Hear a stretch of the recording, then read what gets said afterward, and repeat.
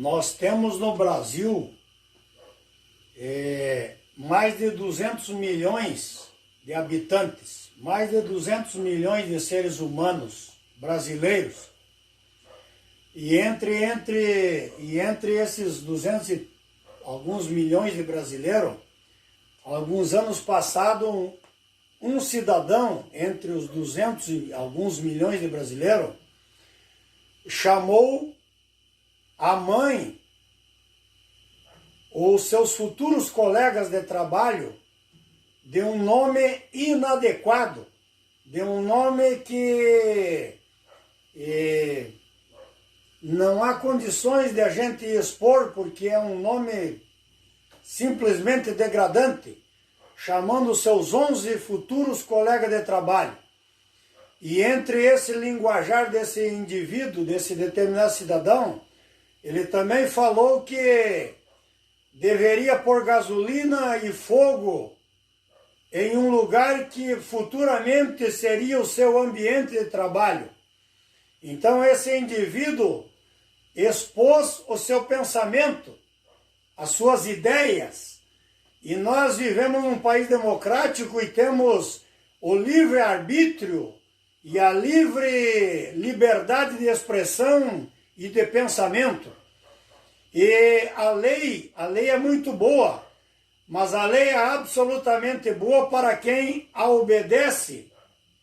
não a infringe. Se um indivíduo comum ou uma autoridade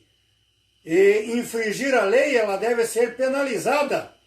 enquadrada num determinado artigo, num determinado crime que essa pessoa cometeu, e deve ser julgada e penalizada e, consequentemente, condenada pelos seus atos devido ao determinado ato que foi enquadrado em um determinado artigo da lei.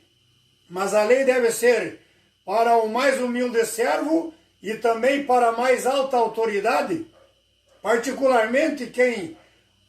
exercita a lei para julgar e para condenar, e a pessoa que exercita a lei na condição de um juiz